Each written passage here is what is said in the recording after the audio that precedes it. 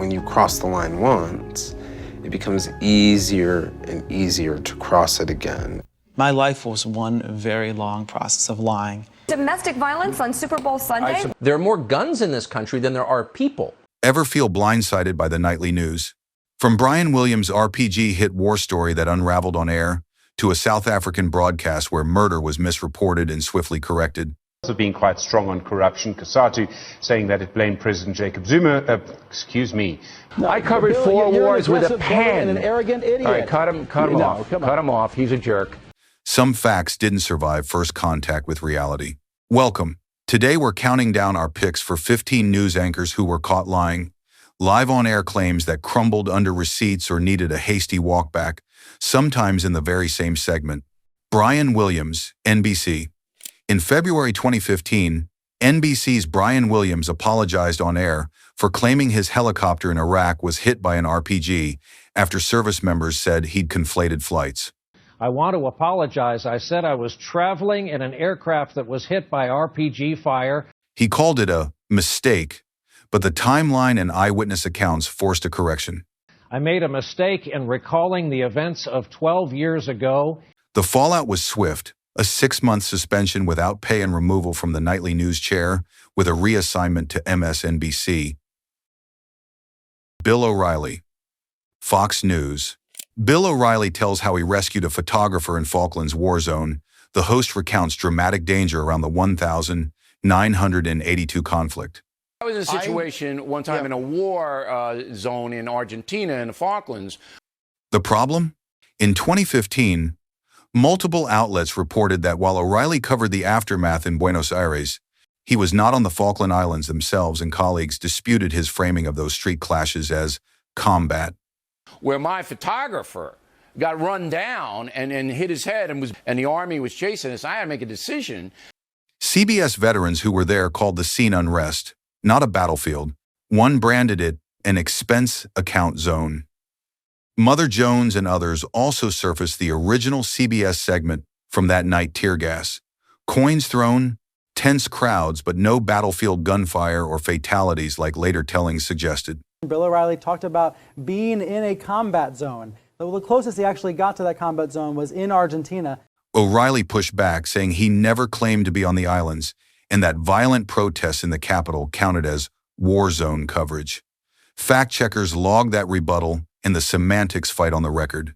I covered 4 wars with a pen. Okay, Mr. Weinstein? So don't impugn my courage ever again. Lara Logan, CBS. On the 8th of November 2013, 60 Minutes correspondent Lara Logan went on CBS This Morning to say the quiet part out loud.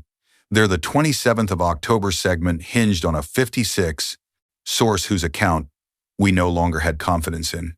And today the truth is that we made a mistake. And that's very disappointing. Translation: we were wrong, and the broadcast apologized. Security contractor Dylan Davies, on television as Morgan Jones, told a dramatic tale sneaking out during the attack. Dylan Davies worked for the State Department in Libya, and he described for us his actions that night. Reaching the compound, even confronting an assailant and seeing the ambassador's body. Saying that he had entered the compound and he'd had a confrontation with one of the attackers.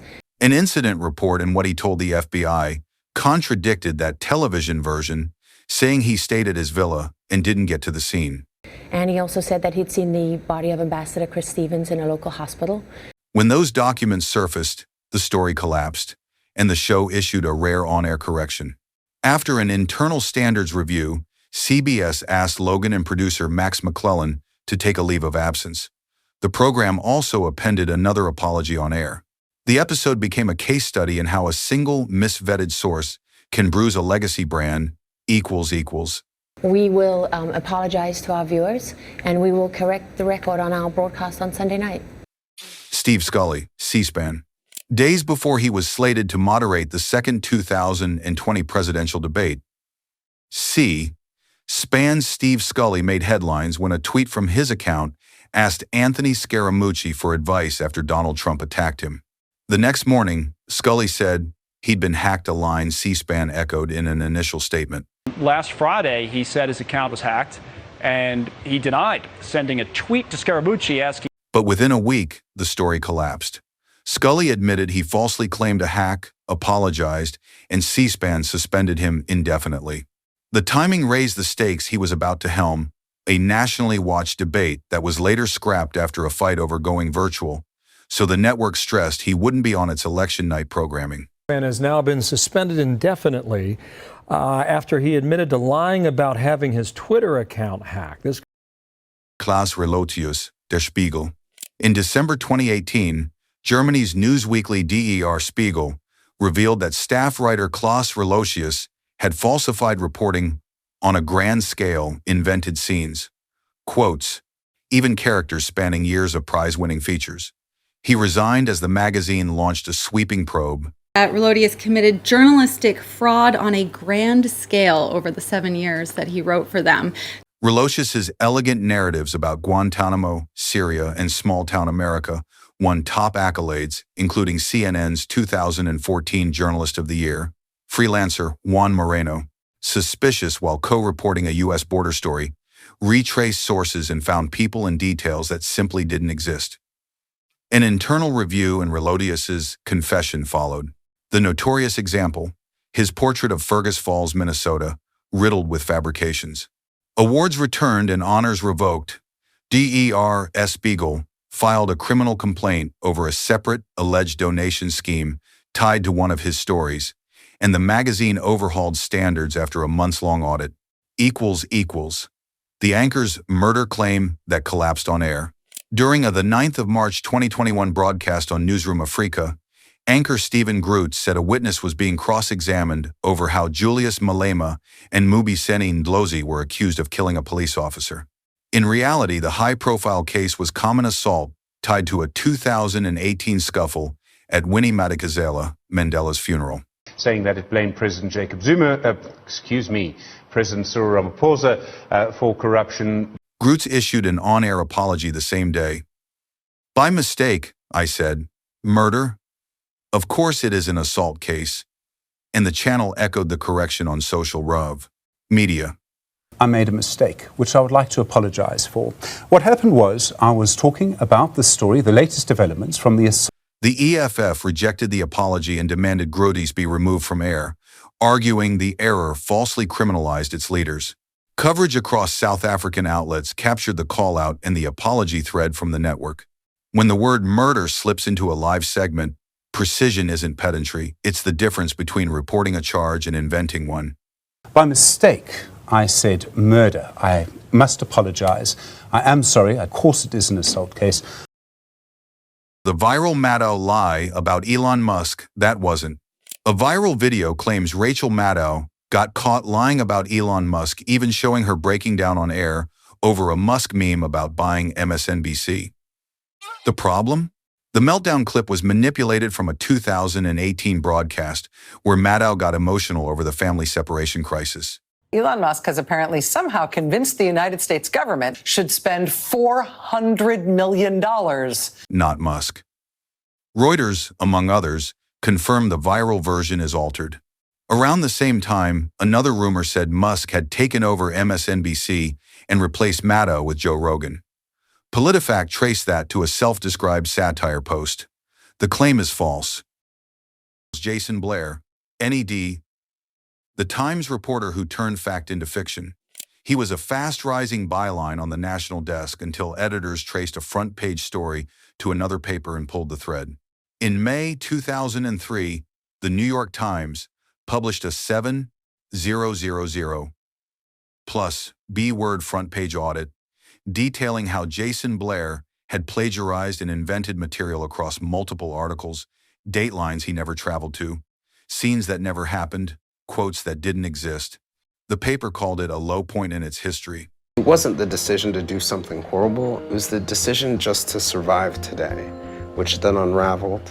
The cascade started after similarities with Macarena Hernández's San Antonio Express news piece were flagged. A full review uncovered dozens of dubious stories and systemic oversight failures. Independent retrospectives by PBS and others laid out the timeline and the methods copying, embellishing, and reporting from his apartment while stories carried on-scene datelines. I remember doing something that I would consider deceptive in an article, and this is kind of the slippery slope. In later interviews, Blair described the slippery slope from a small, unattributed line to serial fabrication. Once the line was crossed and not caught, it got easier to cross again. Blair resigned. When you cross the line once, it becomes easier and easier to cross it again. Within weeks, executive editor Howell Raines and managing editor Gerald Boyd also stepped down amid staff backlash and a standard shakeup. The scandal became a case study in journalism ethics for years after. Stephen Glass. New Republic reporter Stephen Glass was caught lying for 3 solid years, writing articles about events and human beings that never existed. My life was one very long process of lying and lying again to figure out how to cover those other lies. Glass, the associate editor at the time, was fired by in the summer of 1998 and became the subject of the Hayden Christensen movie Shattered Glass. Grant, few too many, of course, but few. And then they progressed into stories that were completely fabricated. Mika Brzezinski. MSNBC journalist Mika Brzezinski is Joe Scarborough's right-hand woman on Morning Joe, the show on which Brzezinski was caught lying about Super Bowl Sunday. Field are looking at it as a little game, okay? They're killing each other. They're bashing each other's heads in. They having the highest rate of domestic violence all year. The media called out Mika, one of their own, for perpetuating the lie. It's a violent game. Well, I mean, you know. And domestic violence on Super Bowl Sunday, we've seen the numbers. Why is that? Start with Tucker blatantly. In the clip, Tucker frames gun control as a pretext to disarm Americans and flirts with the idea that pushing tougher laws could spark a civil war, a line he's echoed around mass shootings and buyback proposals since at least 2019-2022. A person who is intent on committing violence is very hard to stop under any circumstances. Whatever he implies about the gun lobby, the money trail is not subtle. Gun rights groups pour millions into Washington every year. The NRA logged about $2.04 M in federal lobbying in 2024, over $2.3 M in 2023, while Gun Owners of America reported $2.44 M in 2024 and $3.30 M in 2022. Industry-wide, the National Shooting Sports Foundation led 2024 with roughly $6.97 M. There are more guns in this country than there are people. There always have been. Those aren't vibes. They're filings, painting gun control as tyranny while downplaying the scale of organized gun rights. Lobbying leaves out key context. These groups are active, well-funded, and influential, and their own outlets proudly say so. Even the NRA's House magazine ran a 2025 piece touting Tucker's anti-control framing. Never get rid of all of those guns. The Constitution prohibits that, and you would set off a civil war if you tried to do it. Jim Jordan, caught obviously lying to Fox host. Right after news broke that federal agents searched John Bolton's Maryland home and D.C. office, Rep. Jim Jordan went on Hannity and framed the move as accountability, not political payback. He added, "It's exactly what voters wanted." That there's another whistleblower who said that they changed the intelligence community assessment. They changed the report.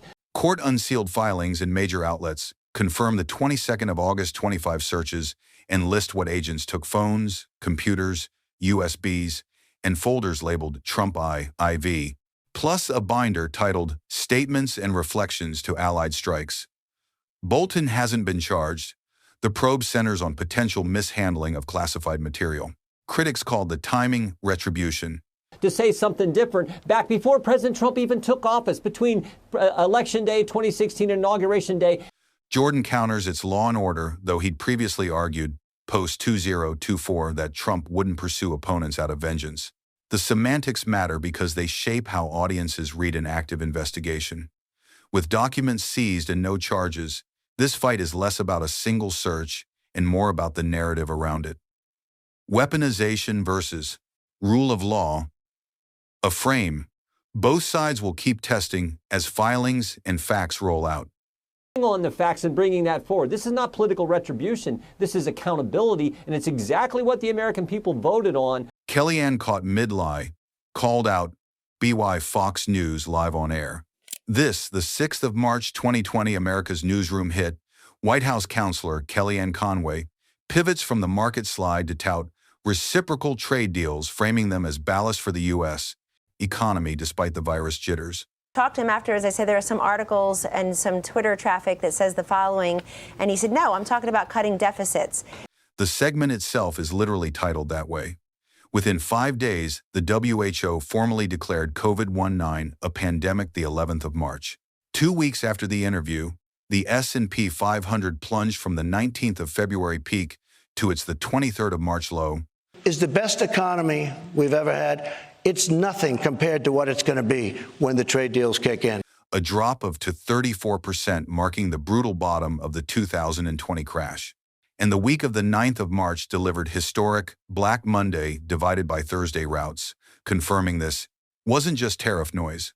And entitlements, you'll never really deal with the We'll be cutting, but we're also going to have growth like you've never had before. Heidi Jones, WABC. In late 2010, New York's WABC television weather anchor Heidi Jones made headlines after telling police a man tried to assault her in Central Park and then again near her apartment. Local and national outlets ran with the story. Jones reported a frightening encounter and provided a suspect description. Her lawyer later argued she never told police she was raped, pushing back on how the case was being characterized.